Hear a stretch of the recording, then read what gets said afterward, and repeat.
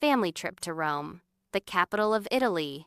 I travel to Rome, the capital city of Italy, with my family. Italy is a country in southern Europe, and Rome is one of the oldest cities in the world. Before the trip, I explain this to my children so they understand where we are going.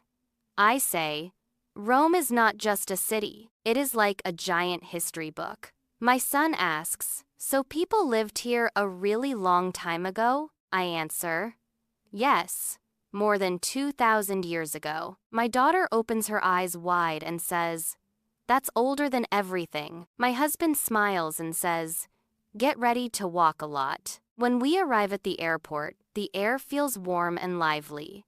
People are talking loudly, laughing, and moving quickly. I already feel that this city is full of energy. At passport control, the officer looks at our passports and smiles at the kids. He asks, is this your first time in Italy? I answer, yes, we're visiting Rome as a family. He nods and says, welcome. Children usually love Rome. On the drive to the hotel, I look out the window. I see old buildings, scooters, cafes, and narrow streets. My son points and says, Mom, the buildings look broken. I laugh and say, they're not broken, they're ancient.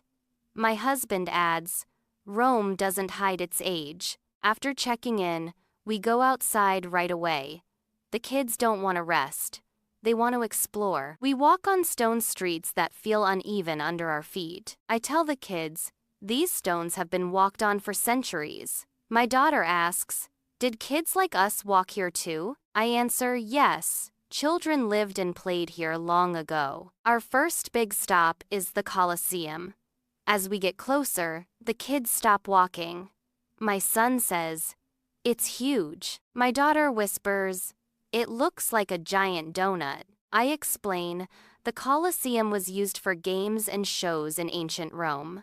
My son asks, were they fun games? I pause and say, some were exciting, but some were dangerous. A guide nearby says, gladiators fought here to entertain people. My daughter holds my hand and says, I'm glad we only watch now. We walk to the Roman Forum next.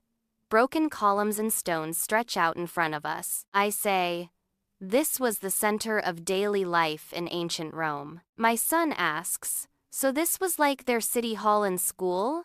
I answer, yes, all in one place. Nearby, the kids try simple Roman games.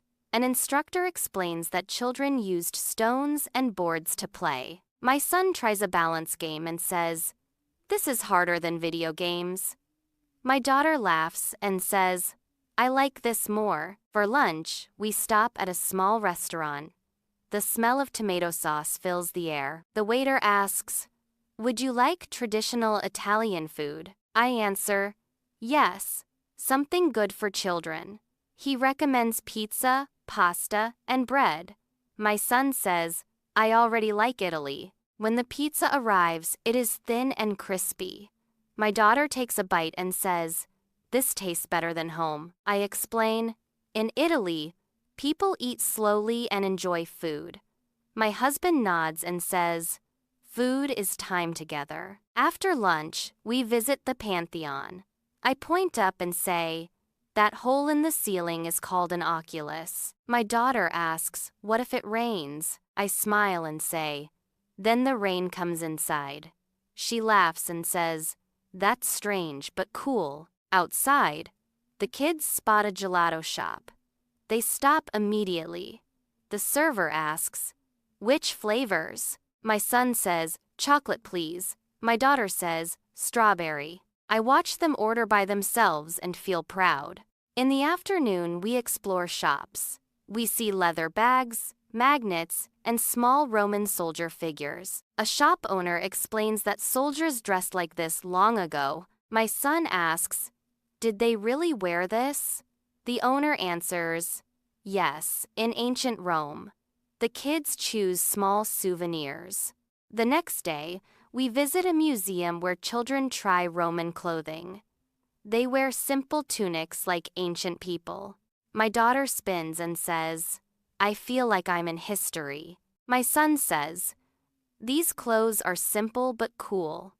I explain, "People cared about comfort and movement." Later, we visit Vatican City, a small country inside Rome.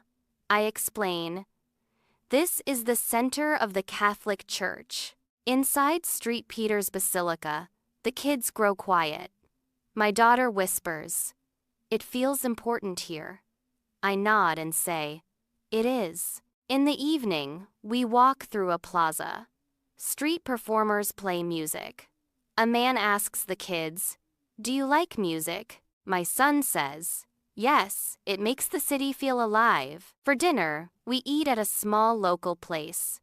The waiter asks, "Are you hungry, explorers?" My daughter smiles and says, "Yes, very hungry explorers." We eat pasta, soup, and bread.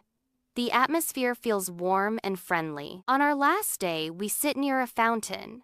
We talk about our favorite moments. My son says, "I liked the Colosseum best." My daughter says, "I liked gelato and the old clothes." My husband says, "They learned history without a classroom." I smile and agree. As we head to the airport, I hold my children's hands.